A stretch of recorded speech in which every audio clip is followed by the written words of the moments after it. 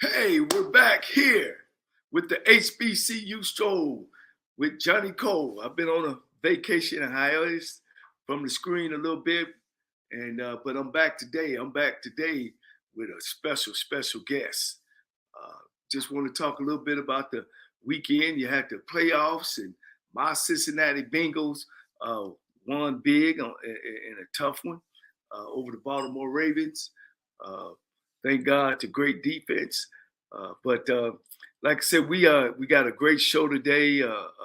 One of the things about the next guest I'm bringing up, a lot of people have compared our careers, but I'm older, and but he's a champion, HBCU national champion. He's been on another national championship team.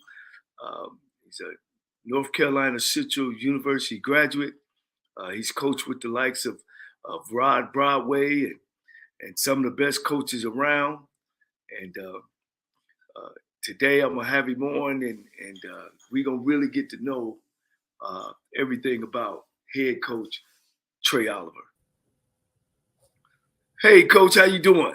I'm well, Coach. How you doing, man? Man, I'm great, man. I had a good weekend, of course. Had a great year, and starting off the new year, I got a secret I'm gonna tell my audience, but it'll be down the line. But the biggest thing is it's your day, Coach. I had the opportunity to come and see that game, and man, it was special. Like I asked you in the press conference after the game, your look on that on the field was just a look of, hey, kick the ball off. We ready.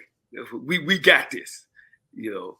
But Coach, how you been doing? We'll get off into the game, man. I'm so proud of you that the things that you accomplished and have accomplished in your past and now in your future. Man, I appreciate it. It's a great weekend, MLK Day. We got our team out here doing some community service projects, feeding the homeless and the hungry. So, we're trying to give back to the community, man. And they've done so much for the university. So we trying to, give back to the community. So it's good to see our young men out here, sacrifice and donate their time. Well, it's good to hear that. You know, I see you got the humanitarian award as well. So can you leave just one trophy for somebody else can accomplish this year? You don't want a championship now. You're feeding the hungry. It's your alma mater. Man, you got to feel good. I do, man. I do. I'm gonna leave a second place trophy out there. No, man. No, it's great, man. We had an outstanding season, and I'm just so blessed to be surrounded with such great people. And when your vision is in line top down from the chancellor to the athletic director, throughout the athletic department, it makes it a lot easier. I've been some places where administration and staff, kind of didn't see eye to eye on things, and but they've given me everything that I needed to be successful here. Better not say that too loud. I might need one or two more things. But, I'm just blessed, man. I'm blessed to be able to come back home and for us to have an outstanding season. Well, this show is about great coaches like yourself, black coaches. Because we live in a box. It's unfortunate that our careers have ceilings on it, and hopefully we can keep on cracking those. This show gonna be about Trei Oliver. Where you from, Coach? I'm originally from Yorktown, Virginia. It's really the Hampton Roads area, Hampton and Newport News, all that combined. So, as known as the 757, Tidewater. Okay. Now, did you play basketball, football, baseball? What type of athlete were you? Man, I grew up in the 90s. We played everything. Okay. Whatever it is, if you had a ball, it didn't matter. But yeah, I did. I was a 3-sport athlete. I played basketball, football, and ran track in high school, and grew up with the same street as Terry Kirby that played for the Dolphins, and Chris Slade, my god brother, played for the Super Bowl champion from the New England Patriots. So when we went outside to play, man, it was a little different. You had to bring your A game because it was a whole lot of talented dudes out there. Yes, sir. Now, Coach, with your size, and all this big thing about 5-star athlete, 4-star. I don't think when we were coming up, you was a blue chipper or you wasn't a blue chipper. Right. So I was not a blue chipper. Oh, was you a 5'4"? What you give yourself? 5'4", 3"? Man, I don't know. I don't Because know how Coach, they you would have got some judged that nice back then. size though. Yeah, I was I was a pretty good sized DB, but it was crazy. The secondary I played on here, I wasn't the biggest one. We had a couple other safeties that were bigger than me, and I played under Coach Little, and I guess him being an NFL guy, he wanted some bigger DBs, but it was physical game. It wasn't a whole lot of spread offense and stuff. So Right, we were fitting in the box. We had to have safeties that were gonna come downhill and tackle. right. Well, the game back then wasn't so spread out and so finesse now. Right. What made you make your decision to go to North Carolina Central? Well, my parents went to Central, and all I used to hear them talk about Central, and I was like, man, I'm not going there. I'm gonna go anywhere else and have my own legacy and do my own thing. But I came to a homecoming with them one year, I think my junior year in high school, and it was just a different feel, man. It was unbelievable. I absolutely loved it. And then I came back for an official visit when Coach Little recruited me, and Sam Washington, that was just finished at North Carolina A&T. So they brought me on a recruiting visit, and Coach Little being a Hall of Famer and just showing me so much love. And that's the one thing about Central, and not just Central, a lot of HBCUs, man. You just feel the love and just the family atmosphere. So the rest was history, man. I signed with Central and had an opportunity to start 4 years at punter and safety. It's so big old thing now. We recruiting 5-star. We so-called just now started recruiting 5-star athletes. And what was the other schools was you were competing against? Was it other schools you was considering? I was competing against the SAT. Oh, okay. So I was like losing to the SAT, man. I struggled with that test. I struggled. So I lost a lot of opportunities, and I was a late qualifier. I had some Division I sniffing, but I was a late qualifier, so it was mostly black college schools. So Hampton, Virginia State, and those folks. But I made my decision, and I think it's probably the best decision for me, man. It helped me grow up as a man, and the folks really poured into me, and then gave me an opportunity. And a lot of schools don't. That you see, especially PWIs and these Group of 5 schools, you can play for them, but you can't come back and coach for them. Right. So it's a blessing for my school, not to only give me a degree, but to give me an opportunity to come back and lead the program. Right. And speaking of those opportunities, now they're getting so far between that now black college guys who grind and go through the course of being a coach and all that kind of stuff are now our opportunities are being cut, because now the big thing is about pro athletes, or you got to have some PWI on your resume to get these jobs. Coach, what you tell a young guy now today? I spoke at the AFC Coaches Convention, and I tell you, if I had to do it all over again, I probably would have got an agent sooner. And I, back then I was thinking, well, the agent, he's going, if I get a job with Coach Cole, shoot, that's me and him relationship. That's not the agent doing that. And I don't want to pay him, for a relationship I already have. Right. But one thing I do know, that will help grow your circle, and it'll put you, around some folks that you really don't know, and so on and so forth. So, currently I'm with a Division I. My agent is representing a Division I coach, and I got offered a couple of positions since being with him. Obviously, I told him, man, I just got the job here, and I'm not going anywhere. But I would have probably done that a little bit sooner. Got an agent, but it is disheartening sometimes, man. You see folks that I know, people that are more qualified for the position that don't get opportunities, but you can't complain about it. You just got to keep working hard, and if you do well where you are, people will notice you. Yeah. Well, I grew up in the era of that.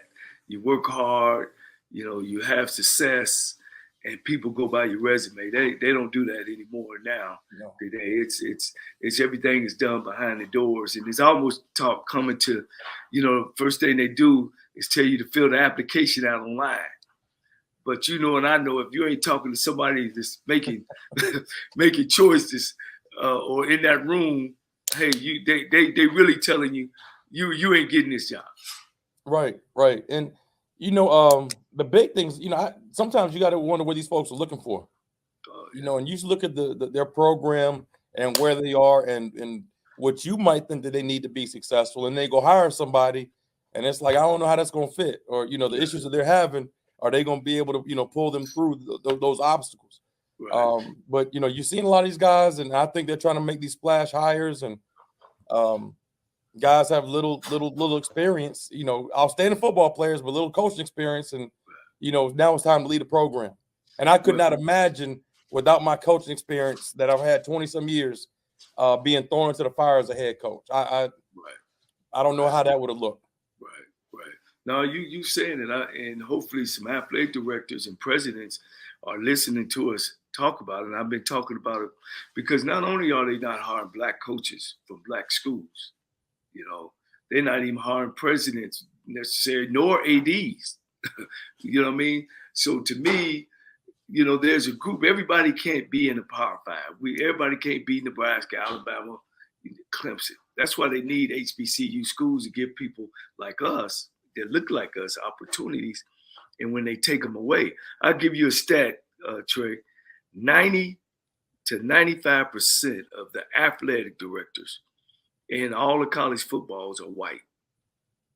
So it's not necessarily a race problem, which it is. Everybody know that. It's just sometimes it's just not aired enough, and we need to also get people of color in those type of positions. Definitely. And you start in the NFL. They talk about the Rooney Rule and trying to get more black coaches in there. Let's get some black GMs in there. Let's get some black owners. Once we work get to the top, now it's going to be easier for us to hire black head coaches and black coordinators.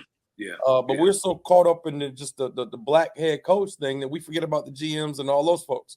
You get so caught up with the black head coach in college.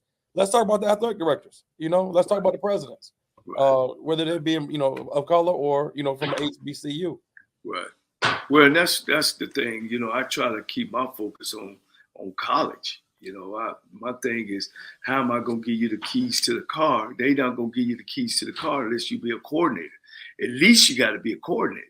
But now, the bad part about it, black colleges, you ain't got to be nothing. You just got to have a name, and then here's the keys to our car. And that was the thing with the big Deion Sanders deal with me, is if there's no Jackson State, there's no head football coach Deion Sanders at the end of the day. And did he do a great job? He did a great job. But Jackson State gave him the platform to do that job. Now Jackson State, you got to let him go. You got to let him go and hope that he does well there to say you can't coach at a black school and get a Power 5 white job and do the same thing. Right. And I think Coach Sanders did an outstanding job. Very successful. We got recruits in there, huge buzz, heck of a following. But some people that just started following HBC football. I've been in the SWAC. I coached in SWAC for, I think, 8 years. Jackson State has always had a great turnout in their stadium, man. Always. From when Comagese was there, Coach Hughes, so on and so forth. That's Jackson. They gonna travel. If you put a football down, them Jackson fans are gonna be there. And they've got some of the best facilities in Black College. So that's a great program. You know what I mean? And I'm not taking anything away from Coach. He did an outstanding job, and but it's something. It is something. Well, like I told you when we was off the show, now you on one of the great shows with all the great coaches that came. Coach, your team. You took over and you built your team, and you gave me the philosophy of your team. Is that something that you learned from your coaches before, or when we talk about recruiting, do you focus on 5-star? Kind of give us not all your ingredients, but some of it, because you built this team. Yeah, and I learned so much from so many people, and I can't be Rod Broadway. I'm not trying to be. I can't be Sam Washington or Dawson Odoms. I got to be Trey Oliver, and but I did take a little bit from all those guys, and had to put my own spin on it. And when I first got here, I didn't cut any players when I first got here. I said, all you guys are my guys. As long as you're gonna do what I asked you to do and give your all to the program. When I got here, I didn't like what I saw. The culture was terrible. You had a lot of cliques. I didn't think guys really cared about each other. A lot of selfish players. You see the receivers hanging together, DBs hanging together, and we did not know how to compete without fighting. Guys you can practice and want to compete, but then every practice we got fights jumping off. So we're not going to do this, guys. We're going to compete, but we're not fighting in practice. Bottom line. Right. So you see them I had, I believe, somewhere. There's a motto right here when I took it over.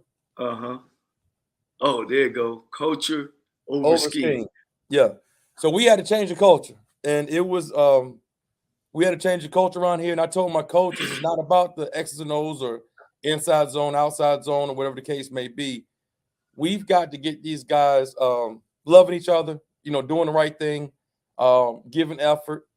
And it's so much of it being a coach. It's so much of the little things, and we wear white socks at practice. So it's just little things like that. I'll tell you when it carried over body language. I don't like bad body language. We run sprints. You're going to stand tall. We're not going to be bent all over. We don't take a knee on the field. And if something good happens, we're going to continue to play. If something bad happens, keep playing. And I tell you, I saw the game. They throw the fade ball to Travis Hunter, and they score. Tie the game up last play of the game. Mm-hmm. And I turned around and looked, and I didn't see anybody on the sidelines panic. I didn't see anybody throwing helmets, guys arguing, cussing, and fussing. So it's going to overtime. They knew we got to keep playing. But that's pretty much it, man. I got a little bit from everybody, and it was all about the culture. That's what it's about. Yeah. Well, all right. I'm going to put you on the spot now. Uh-oh. Now, you're coaching in the MEAC, and you're a MEAC guy. Right. Coached in the SWAC. And I get this question all the time. Hold on, I'm a SWAC guy too now. Yeah, I said you're a SWAC. You're a SWAC. There we go. You're a MEAC. I'm Black College, baby. All right, I'm gonna give you your SWAC pen. Is there a difference in the conferences? And I'll tell you my difference is I think offensively we're a little more stronger than the MEAC, and MEAC is always great on defense. Yes, I think that the SWAC has a little bit better skill play. I think their skill players are a little bit better as far as defensive backs and receivers. I think the O-line, D-line play up front is a little bit better in the MEAC, which in turns I think that we have a tendency to play a little bit more physical brand of football up here in this conference. And then, you got some old school guys here like the Buddy Pughs of the world. Rod Milstead was at Delaware State. He's an O-line guy. Rod Broadway was old school guy here. So, we were really going to run the football. And that's what it is. We're just going to pound the rock. And, we'll obviously throw the ball here and there. But the SWAC has traditionally been, and I'm going to blame Doug Williams for this, and the late, great Aaron McNair for slinging it around the yard, because they sling it down there in the SWAC now. Now I got to mention my partner, Willie Totten now. Oh, satellite. Yeah. No question. I mean, there's so many of them down there, man. Yeah. There's so many great quarterbacks that come out of there. Of course, Willie Totten is one. I'd be here forever trying to name all them guys. Yeah. No, I was just wondering, I know I get that question all the time, but in the past, you guys have owned us in this championship game. Yeah, and I think it starts with running the football. And if you look at like Jackson, very explosive offense, very, very, very, very good defense. But our whole game plan was, we had to limit their possessions and try to keep Shador on the sidelines and, that explosive offense. So we were able to run the ball, manage the clock, manage the game. And our philosophy is every possession has to end with a kick, whether it's an extra point, a field goal, or a punt. It's okay to get 2 first downs and punt the ball. Right. But we got to take care of the ball. We can't give them the short field. And if you saw throughout the season, man, Jackson State was turning people over like none other. They were creating so many turnovers, short fields. And, with explosive offense like that, they're going to put up points. Yeah. But, that was kind of our game plan, was just to be able to run the football. And, we rushed for 270 or something like that on them. Yeah. When you came out of and your team came out, I kept my eyes on you because I like to look at the coaching. kind of let me know. And like I told you, and I tell you 1,000 times, the calmness that was over you, and when things happen, you kept your head, and that's why I said, man, it's something about him that is confidence. And your kids came out. I mean, you open up. They open up. Nobody talked about y'all. Everything was about Dion, Colorado, and Shakur, and Jackson State's defense, and how they was great win this. They already had the trophy on their side. But like I said, you guys did a great job of preparing your kids. Yeah, I appreciate it. And that was a testament to our coaching staff. Our staff did an outstanding job of preparing these guys. And, it just felt, and there was a lot of disrespect. I didn't think people really respected us and the body of work that our guys have done and how well we have played this year. And obviously Jackson was a great team. I mean, outstanding team that had a great season, but at the same time, we made it to the championship for a reason now. We're a good football team. And it was just so much stuff going up to the game, leading up to the game that hey, this is his sport. I know me and you talked about it, but hey, I look, let folks know, because your kids did a great job. Your staff did a great job of keeping them all focused. Because I know you didn't see. I don't think did you ever get to see Coach Sanders until the game? I did not, and that was another thing. I'm a growing up, I'm a DB, so I was a Deion Sanders primetime fan. My first expensive pair of shoes were not Jordans; they were Deion's. So I was excited about the matchup and have an opportunity to hopefully, talk to him and chop it up and be able to meet the legend. Unfortunately, he didn't come to the press conference. When we had the dinner at the College Football Hall of Fame, both head coaches were supposed to be on stage.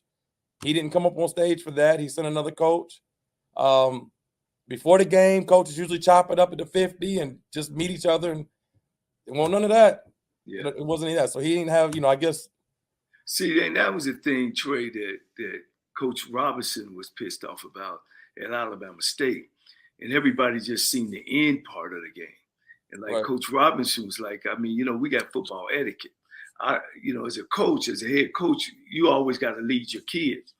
And people jumped on Deion's side, but they never understood that Eddie got kids too, and he's got to stand up for him. I know my dad would never let nobody came in our house and start going to the refrigerator and everything.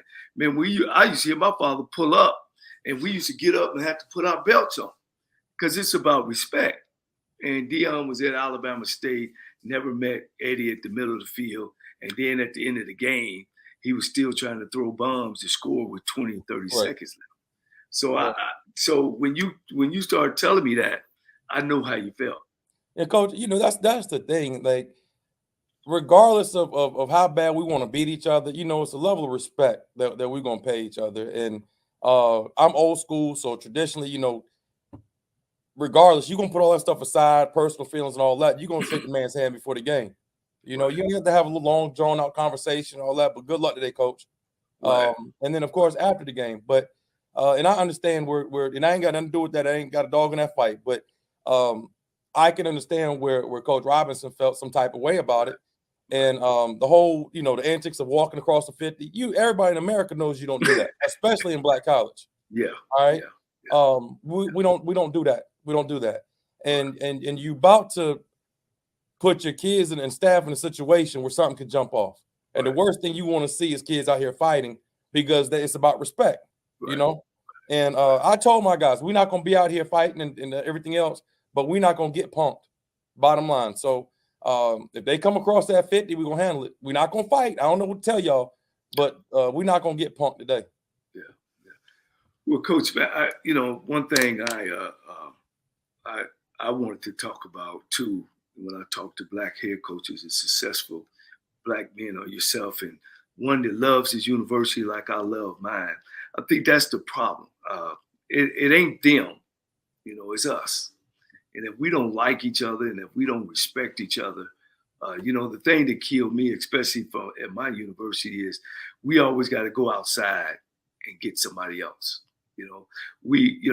Dion done a great job for us. He stood good for HBCUs. But if it wasn't for HBCUs, You know what I mean? Amen. You got to put the horse before the buggy. You know what I mean? Let's always keep and feed the horse and make sure we dangle the carrot in front of it. And you know, and then just like being at the 50-yard line, you know, it's about networking. And we don't do a great job of that. You know, I started in the 80s, Trey, and they used to put up the 20 best football coaches and all that kind of stuff. And none of them never was black college coaches. No matter how much Eddie won, W.C. Gordon, Marino Castle, you know, they never put a Archie Gunstein, Clint Cooley. I could name a bunch of them. We got to be better at networking and quit getting personal with each other. Right. It's about the job. Did he show up at the job? Did he do a good job? You know? Right. And, you know, that's why I'm so humble and honored to be back, because my school did bring me back. And that's rare. You know, when you see, and, you know, you hear people say stuff like, you know, Coach Sanders talking about what he was going to do for black college. And it wasn't just Jackson State. He was going to, you know, work to uplift everybody. You know, I didn't need any handouts and I didn't want anything from Coach Sanders or, you know, whatever. The only thing, I just want a little bit of respect. Let me shake your hand, meet you, say, you know, what's up, bro, and all that stuff, and let's move on. But I don't know what he did for North Carolina Central, and definitely didn't do anything for Trei Oliver. But and I do want to, let me clarify something too, because I made a statement and I didn't want it to get taken out of context. I made a statement and we were talking about attendance during the Celebration Bowl, and I was talking about me being more progressive. Okay. And what I meant by I was trying to articulate was when the schools in Baltimore and DC and Tidewater and here in Durham, is so much other stuff going around in the city on any Saturday afternoon.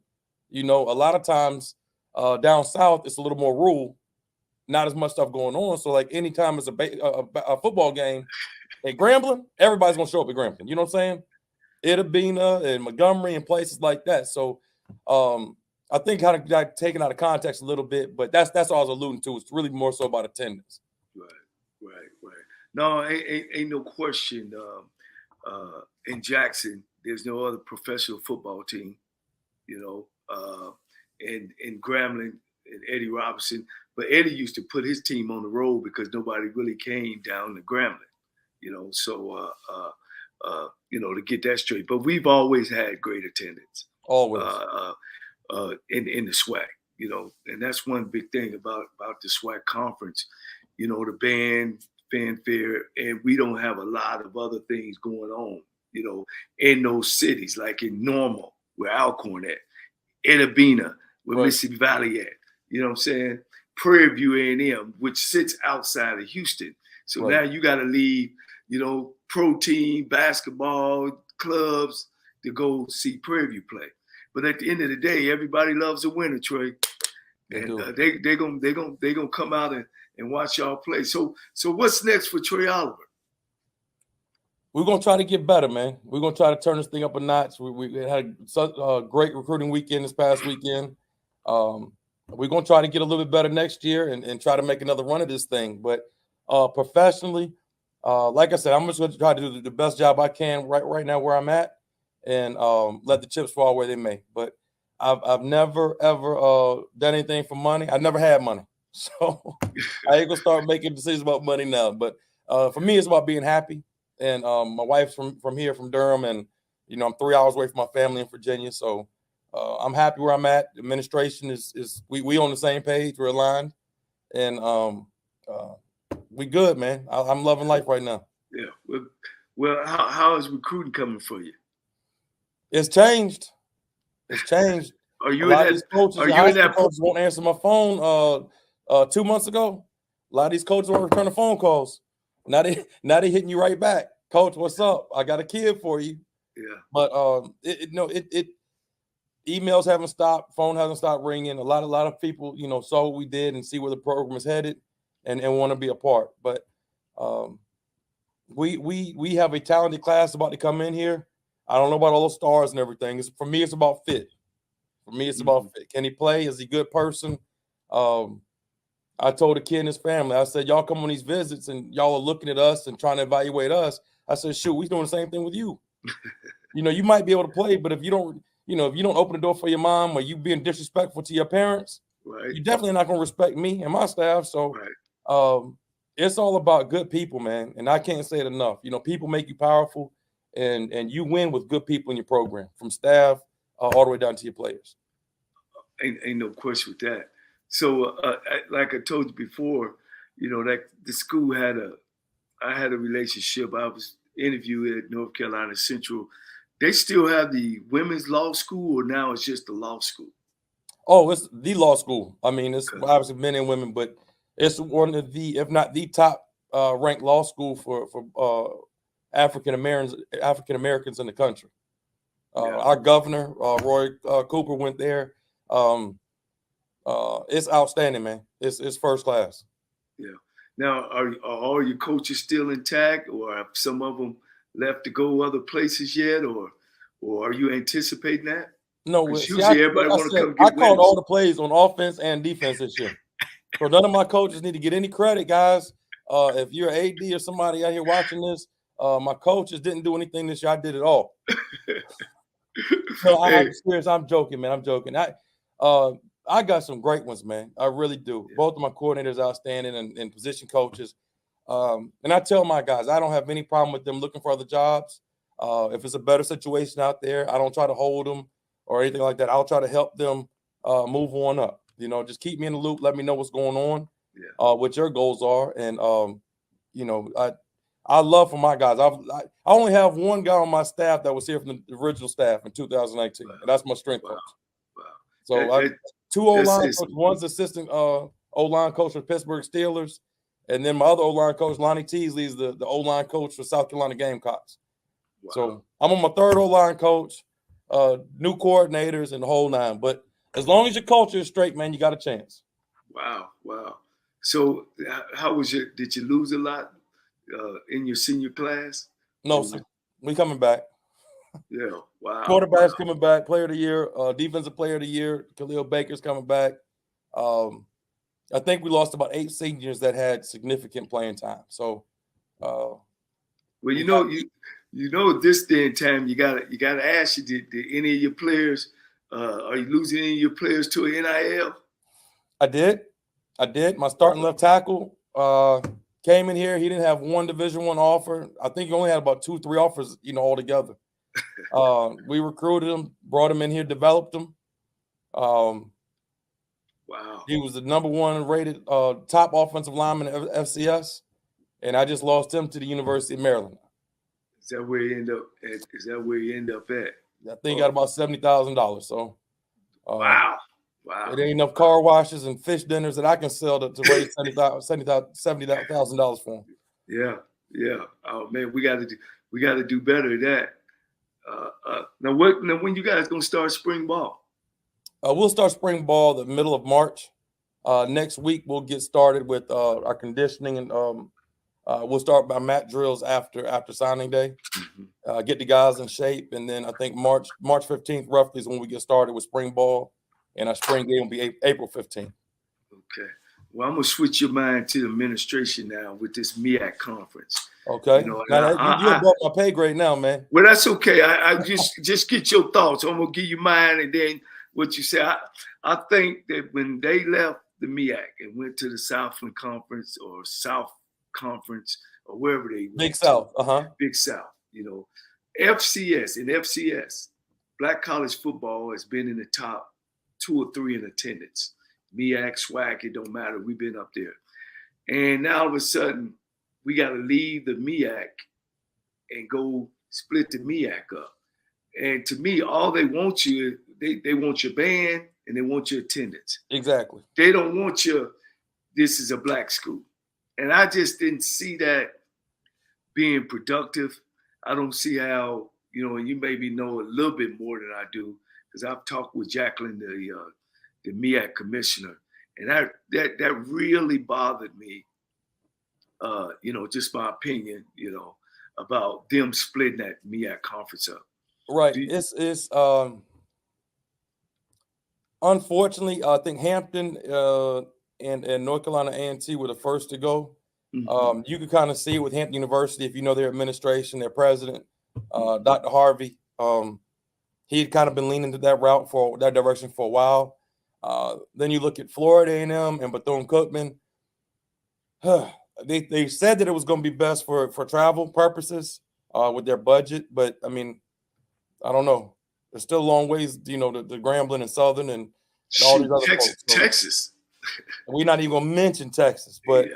I don't know if they map is a little different than my map, but I don't know. And then the one that really got me was North Carolina A&T. I do not understand that one for the world. You were nobody was checking for you. You were 0-20 something when we got there in about 2013, whenever Broadway got there and took that job over. Mm-hmm. So it then to bring A&T up to where they were and be a national powerhouse. Right. And now you jump ship. And I know the alumni, they're not happy about it. You go to their games now and, it's 8,000 people there. Before they were selling it out. Yeah. But it does kind of water down the conference a little bit. I think that you take a great brand of football, you take a passionate fan base, great bands, and like you're saying, all that other stuff, and you try to make that conference stronger. And then, we're losing some of our best schools. Right. Why not stay here and let's make everybody stronger and make this a better conference. Right. And I mean, then you have the things like the Celebration Bowl and all this other stuff that we have. Why would you leave that? Right. I don't get it. I don't get it. Like I said, it's above my pay grade. And I get it about the money part, but we could do the money part with us, and that's why I talked to you earlier about us getting together, our commissioners getting together, because there's no way that we can't put the Orange City Blossom Classic, the Magic City Classic, the Eagle Classic together and put a TV package and get us $100 million, from one of these big shows. Then now all the black schools can get a piece of that money instead of running over there and getting that little money.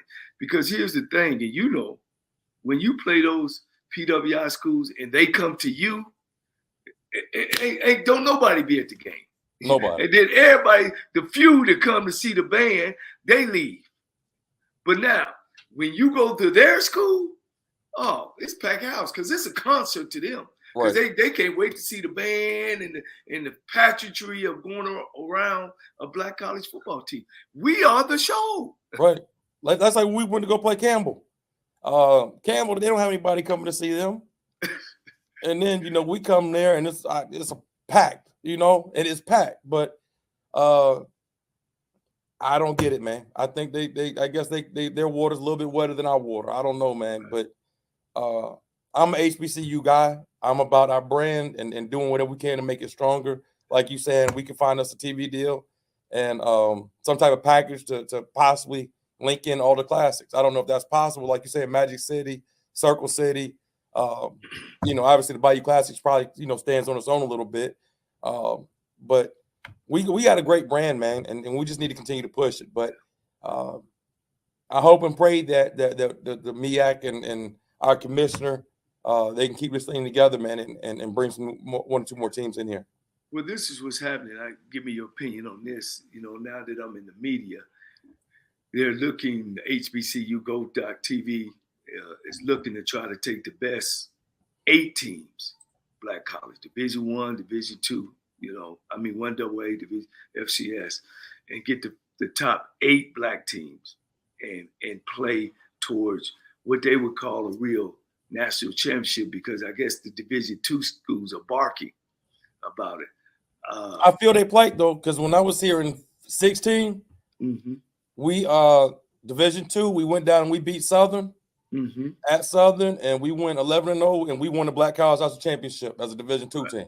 Right. So I feel their plight. The D2s, the Fort Valley States, and the Benedicts, right? They got something to say about it. I hear you, but go ahead. Yeah. So that's what they're thinking about. I just wanted your opinion on that. Of course, the biggest difference is scholarships.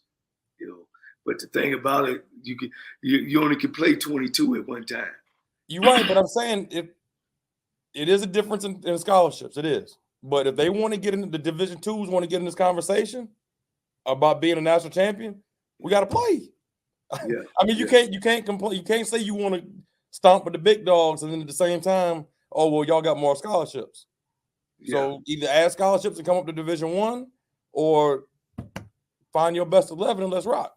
Yeah, well, that's what they looking to do, to try to put together a TV package for that as well.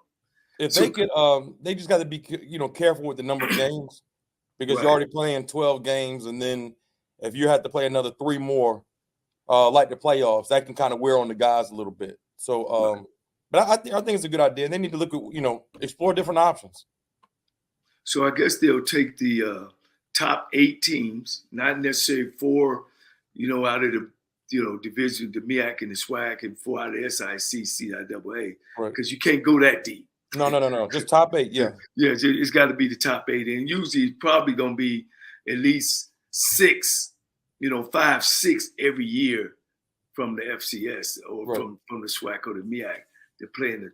I guess the other thing is determine, what do you call them? Do you call them bowl games? Do you call them classics? And like you say, they play 10 games, we play 11. So that's going to be a big difference. But and then I think that I've seen a lot of those D2 schools play, the Fayetteville States and Virginia Union and Benedict, and they have some very talented teams. The only thing I would be concerned with about them is they could bang with the FCS with us, for a game, but for you to have to be able to play 2 games or 3 games to win it, attrition is going to catch up with you. The numbers are really going to catch up with you that second game or that third game. I would think with the difference with Division II and FCS, but they go head to head one game, it's going to be a ball game. right. But you lose 1 or 2 guys, you lose 1 or 2 players, it's rough. Now you said something there, because when I was at Alabama State, we used to play Tuskegee at the end of the year, during Tuskegee's good years at the end of the year. And we were all beat up. And, they come in there fresh because, we playing Grambling and, Southern, and every year Jackson State, Alabama A&M. Every week, how it is, right, in the MEAC. And then you get a good Division II team, and like you just said, one game, they're going to be in there with you. They are. And by the time we walked in the game, and we lost to them 3 years in a row. By the time we got there, we were so beat up, and we ended up going to the SWAC championship and winning the division twice. But we were so beat up at the end of the year that that one game they played well. But the problem is, after they play you all, now they got to go play Grambling.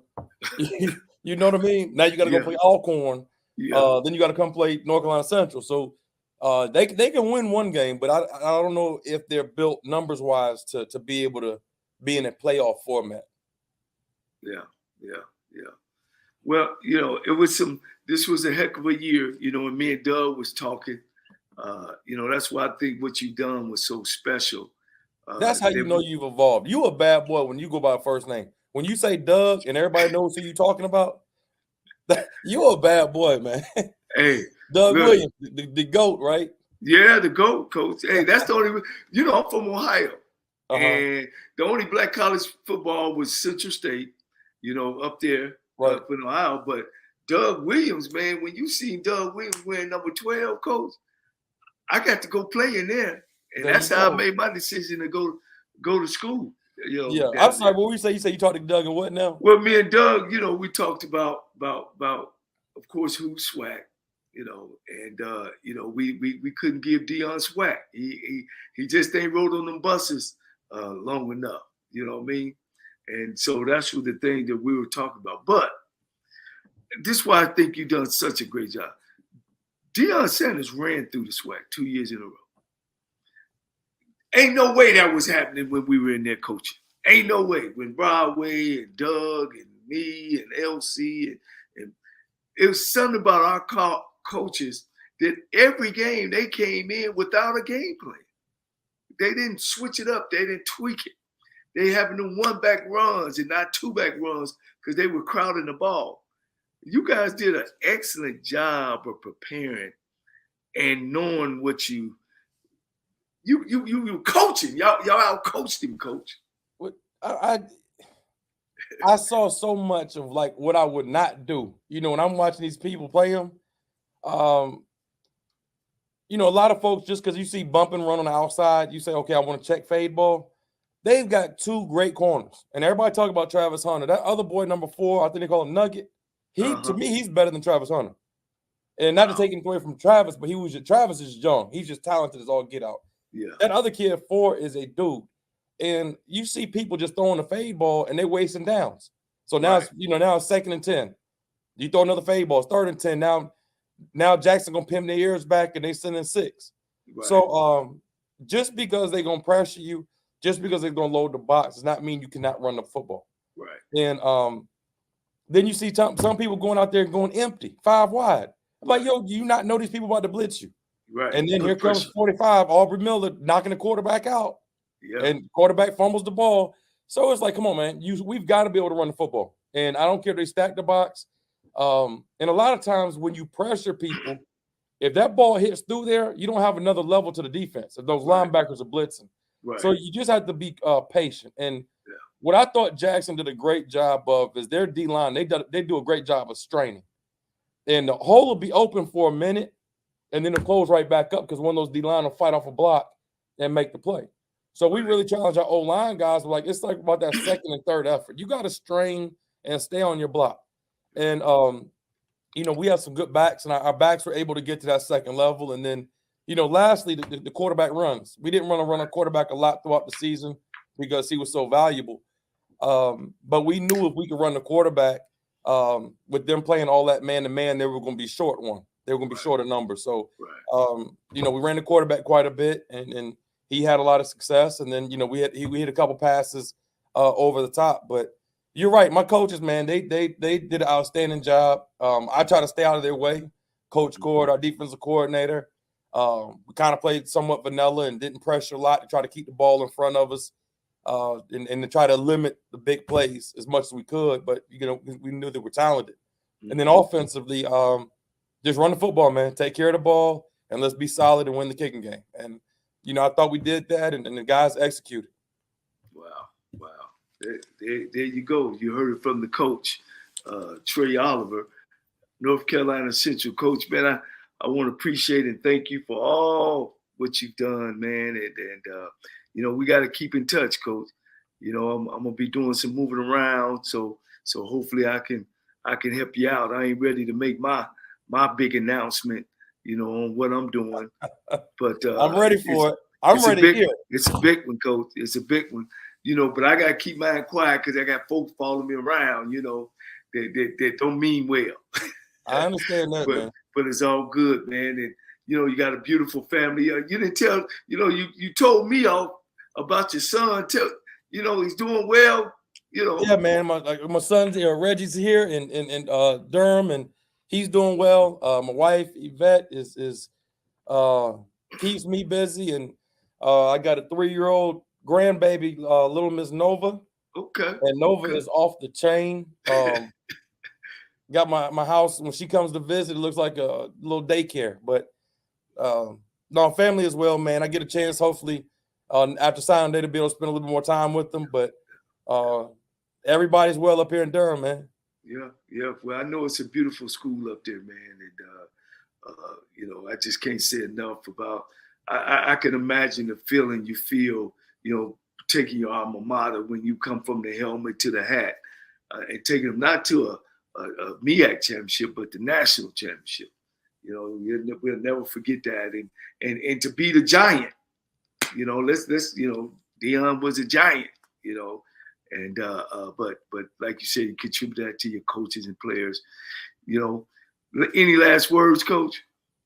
Yeah, I'm just it's a buzz in here in Durham, man. The folks, the cafeteria catered a meal for the guys, man. They got prime rib and lobster. Wow. It's crazy, man. These folks trying to do so much. The mayor's coming by. They're having a parade next weekend. We got to go to the governor's mansion. Wow. They rolling out the red carpet for us, man. So I think we'll have to try to do this again next year. But I appreciate what you do, man. Thank you. You and so many other media, man, do a great job of covering, Black college sports. And sometimes you got to put a positive spin on things because from the outside looking in, it doesn't look like it's all, as great as it is. But Black college has been strong for hundreds of years. And we're going to keep this thing rolling, man. So we're going to continue to support each other and get better, man. Yeah, man, again, appreciate your time and effort. I know that you got a lot of things going on, man, and you're feeding the hungry today, man. What can you say, man? You're a champion on and off the field. Thank you, and we'll be in touch. Thanks, Coach. Take care, man. Yes. All right, that was Trei Oliver of North Carolina Central, and one of the best coaches around, and it's unfortunate that he has a ceiling over his head, and hopefully, he get an opportunity to move up and show the people really what kind of coach he is, because when you don't hire black coaches and we don't move up to make the money, it's an economical issue as well. And it hurts the black family as well as it hurts the black community. And that's why it's important. It's bigger than just coaching a football game. It's about life. It's about life, a better life for people of color. But, it's always a great time for me to come and talk with you guys. And I just want to continue to thank you for listening. Subscribe to our channel. Subscribe to The Lunch Break. I can't say enough about AJ Jones, my producer, on getting me off the couch. Like I said earlier, I got a big announcement coming, maybe in a couple weeks. I'm doing some different things with my life, but I'll continue to have my show. I don't know if we're going to move it days or move it back, but I'd just like to thank you and continue to follow me, and I'll continue to follow you. And as I always say, if you feel yourself at the end of your rope, tie a knot and hold on tight, because ain't nobody bad like you. My name is James Jeter, and I won $500 on the lunch break for keeping up with the Jonas Bracket Challenge.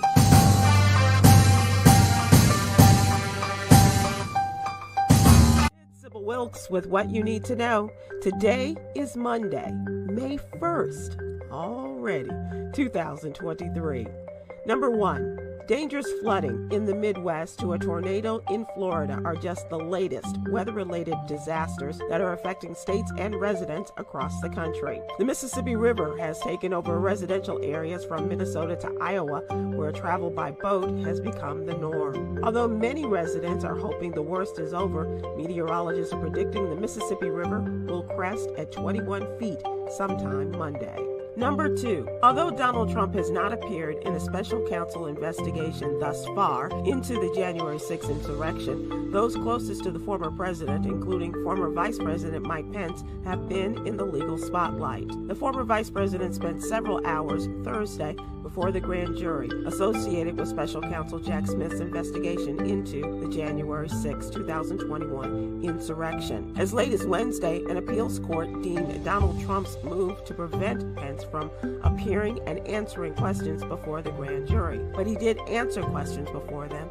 on Thursday. Number 3, more people are being diagnosed with Parkinson's disease. The number of people living with Parkinson's is expected to rise to 12 million by the year 2030. There's no current estimate of how many Black people are living with Parkinson's in the U.S. There are 10 early signs of Parkinson's. A tremor while at rest is a common early sign of Parkinson's. View all the early signs in today's newsletter. Number 4, Kiara Barrow was 5 months old when her father Lamar Johnson was incarcerated for a crime he did not commit. After nearly 3-decade-long legal battle, Johnson was exonerated and became a free man on Valentine's Day, February 14, 2023. During a news interview, Barrow said it would just mean so much to her for her father to be a part of her upcoming wedding. Barrow got her wish April 21st of this year. Mr. Johnson walked his daughter down the aisle. Number 5, in Christianity, Alpha and Omega are the first and the last letters of the Greek alphabet and are used in biblical context to show that God encompasses all things from beginning to end and everything in between. Many Christians interpret the meaning of Alpha and Omega to be applied not only to God, but to God, Jesus, and the Holy Spirit. Read more about Alpha to Omega in today's Ministry Monday column. Here's your daily inspiration from Yogi's Jewels. Understand that we all have a lot going on in our lives. Be conscious about being kind to others. Join me today live on YouTube and Facebook at 7 p.m. Eastern, 6 p.m. Central with comedians extraordinaire Chris Paul, Huggy Lowdown, and social justice contributor Coy Malone as we discuss the day's top headlines and more. Thank you to our What You Need to Know partners, the American Heart Association and Black Health Matters. To subscribe to my free daily newsletter, please visit SibylWilkes.com. Be informed, be empowered.